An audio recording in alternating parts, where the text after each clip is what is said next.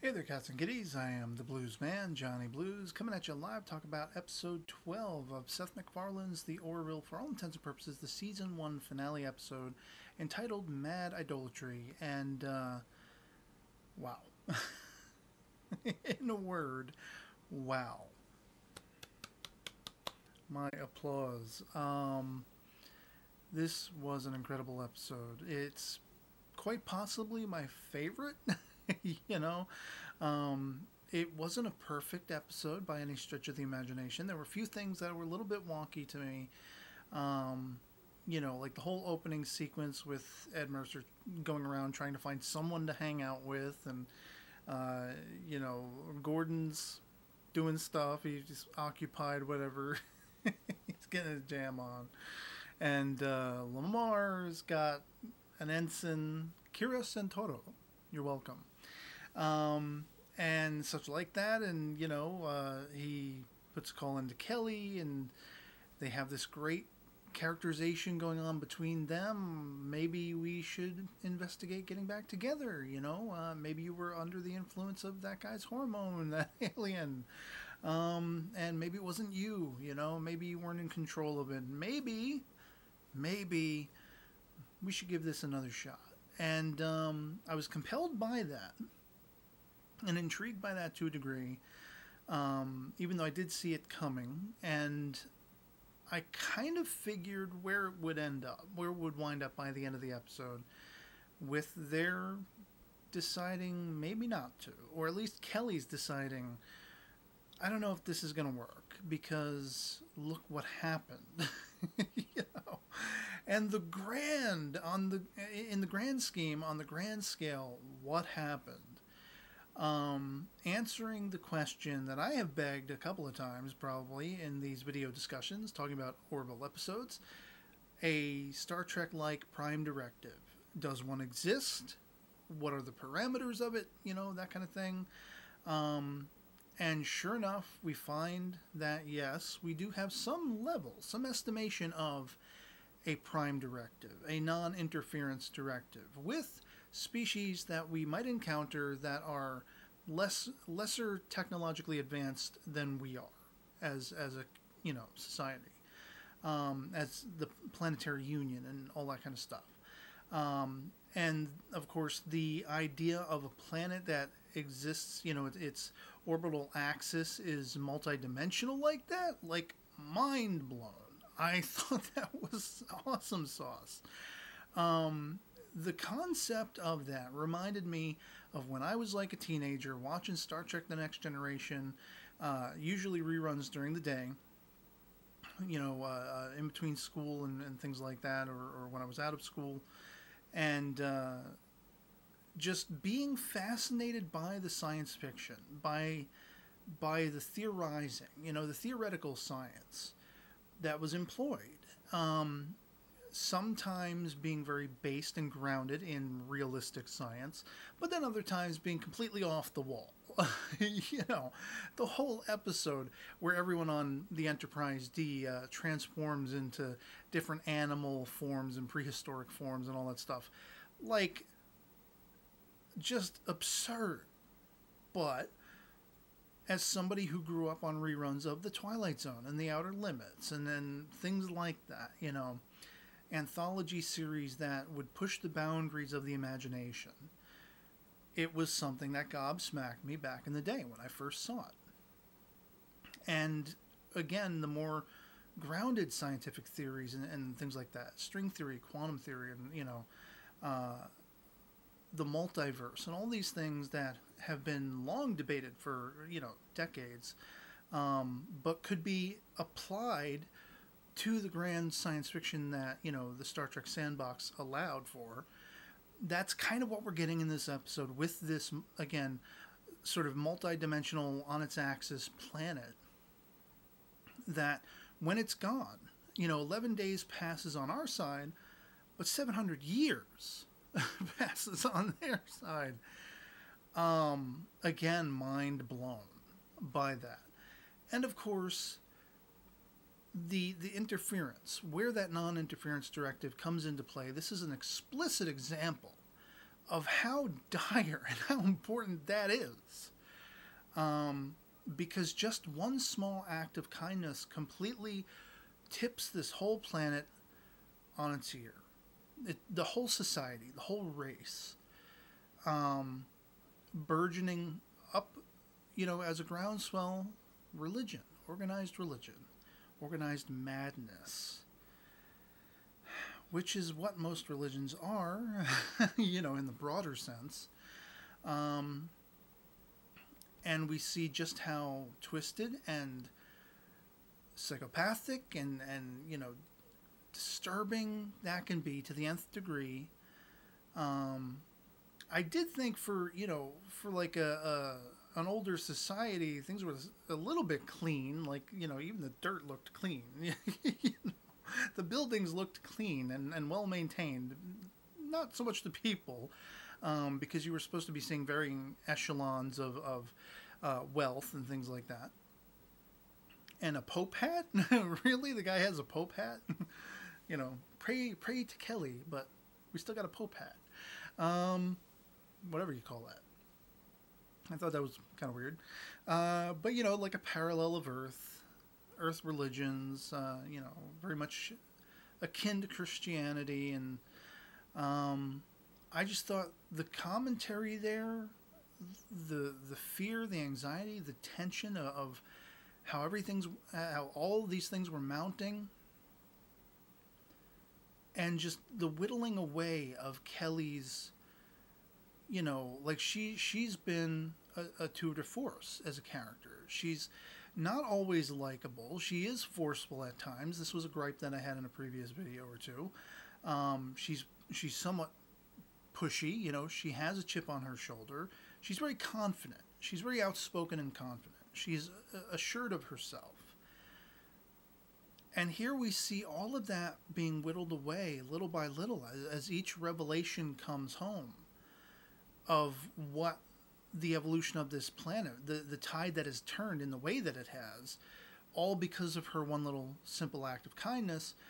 It's ripping away at all of those layers, those protective layers, those commanding layers. And we see her very vulnerable,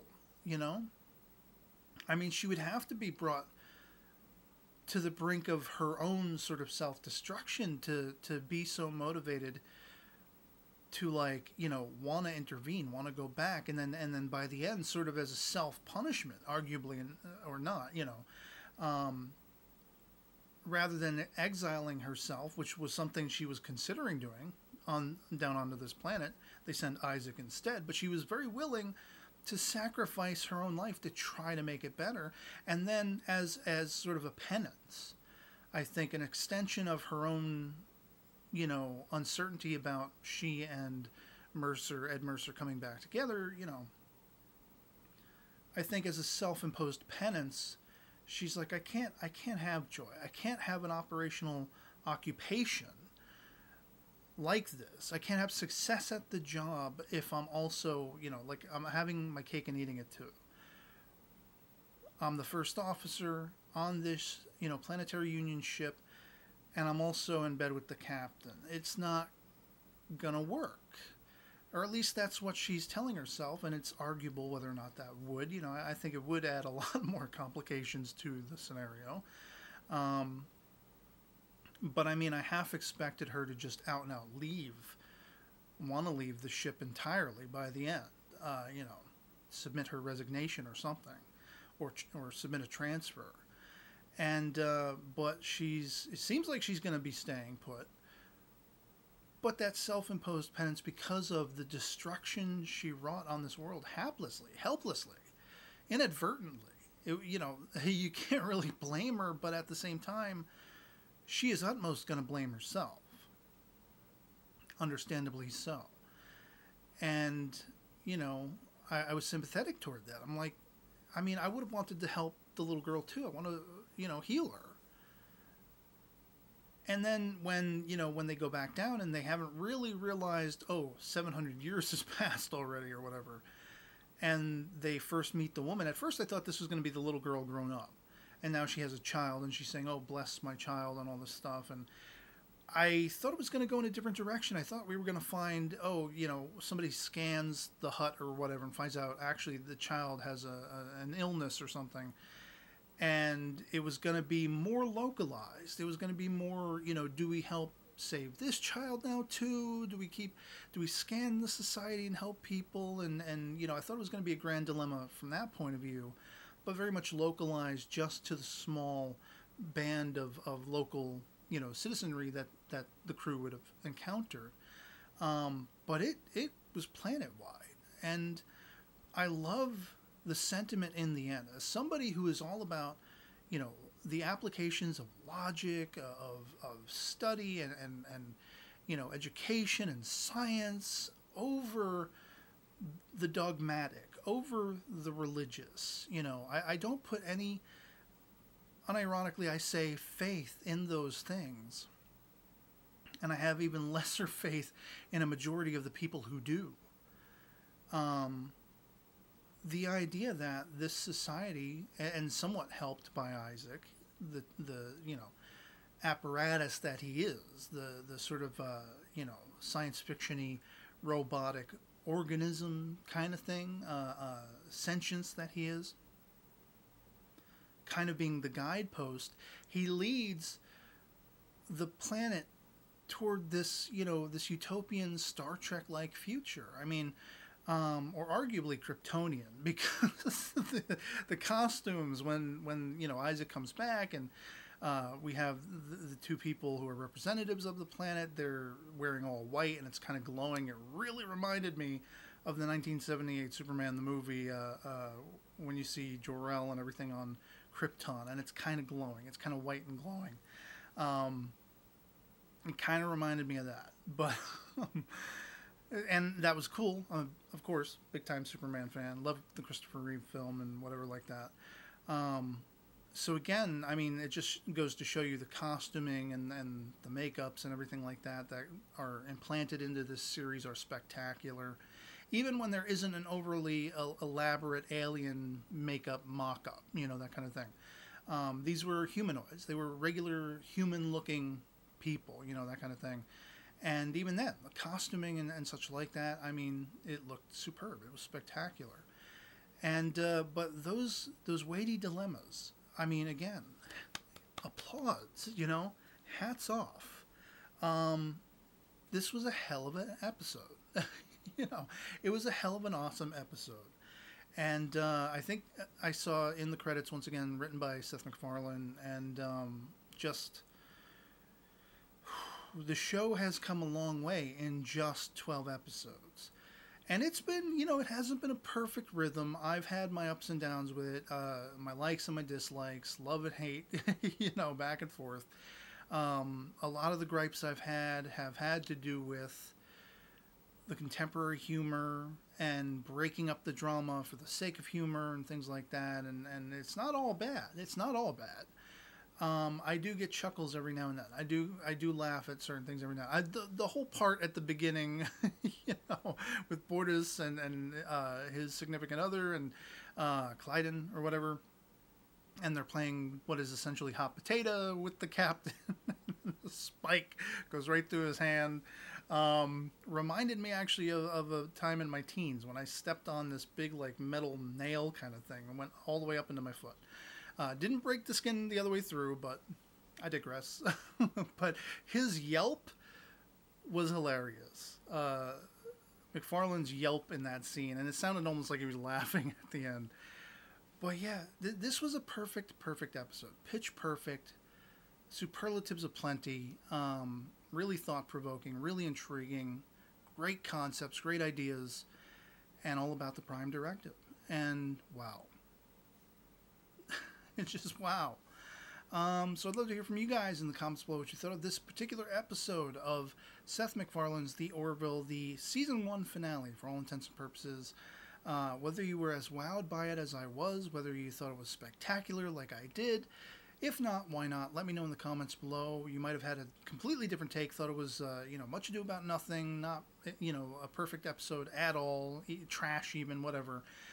Anything goes. Our POVs can certainly disagree, and it's all about the topic of talk and talking about great shows.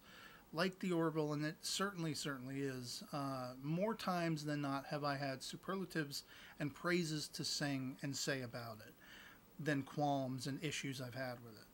And, I can only hope, knowing that we're going to get a season 2, I can only hope they continue to evolve and tell just as amazing stories, get more great depth of characterization and character interplay, and all these things. I hope for the best, and just to see more of this show. It's fantastic.